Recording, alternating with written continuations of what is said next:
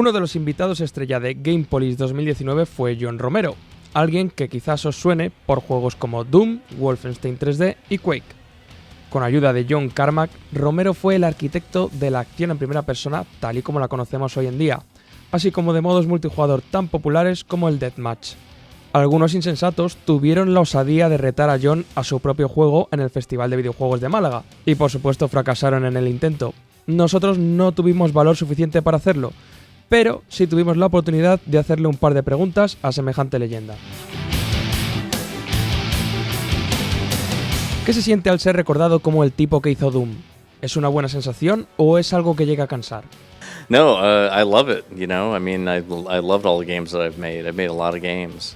You know, the shooters that I made were really fun to make. Heretic was awesome, and Hexen, and Quake, and Wolfenstein, and the Dooms, and yeah, it's been really cool making them. I'm never tired of talking about those games because I know people wouldn't ask me the questions if they were tired of it. So, so I'm never tired of answering those questions. ¿Has tenido tiempo de jugar al Doom de 2016? ¿Qué opinas de él? Para muchos de los usuarios es uno de los grandes shooters de los últimos años. I totally agree. You know, Doom 2016 was awesome. It's very hard to try and capture the spirit of the original game.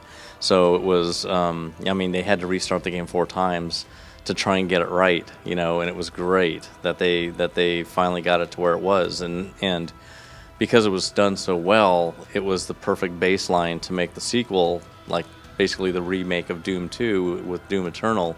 And everybody just watching the trailer knew, like, this is the perfect sequel, you know.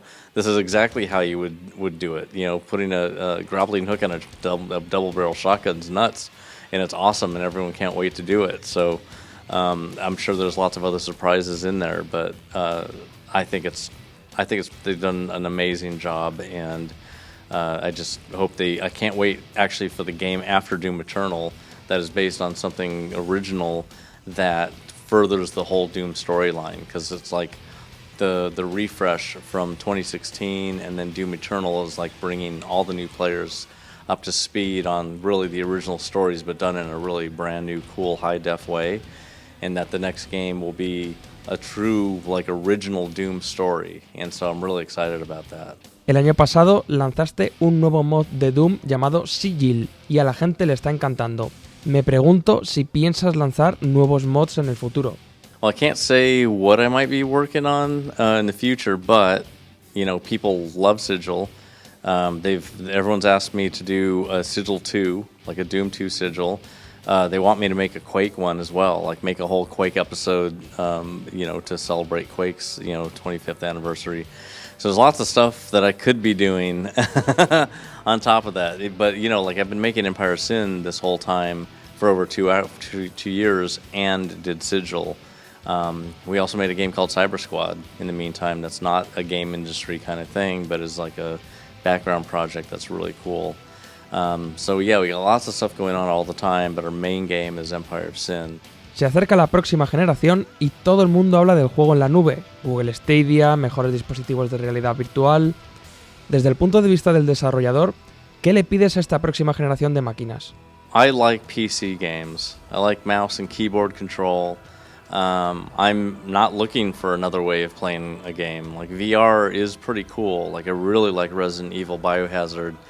Because it's insanely immersive that, you know, you can just everywhere that you're looking, it looks like that's where you're at that point.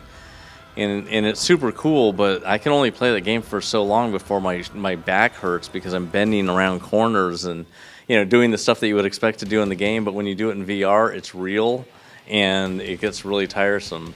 So there's like VR games are just kind of short play games. You can't play them for a really long period of time. Like you can just sit in front of a computer for 10 hours and play a huge game, you know, like, you know, Red Dead or something. So I'm not looking for another way of playing a game. I don't need to stream games either. I like my game running on the CPU that I'm currently controlling, and I don't want my stuff to go over the randomly latent internet. And coming back. Like I'm not excited about games that are played in the cloud. I like games that are played on the machine, like in my hand or on my computer. So Never asked for it. Never asked for playing games somewhere else that lower definition or lower resolution and speed. Not a fan of that. So I inherently don't trust cloud gaming to be performant and responsive because the internet isn't. So so I'm just not a big fan. ¿Qué opinión te merece que Doom sea usado como unidad de medida para la tecnología, teniendo en cuenta si un aparato, hasta un cajero automático, es capaz de reproducir el juego? I think that Will It Run Doom has been just awesome, you know. At some point, it might turn into Will It Run Quake, because Doom can be run on everything now. Like, there's no way that a new piece of hardware is going to come out that it can't run Doom. I wouldn't be surprised if headphones couldn't run Doom at this rate. So Quake was a lot more complex, and the source code is available, and maybe someday it will be Will It Run Quake.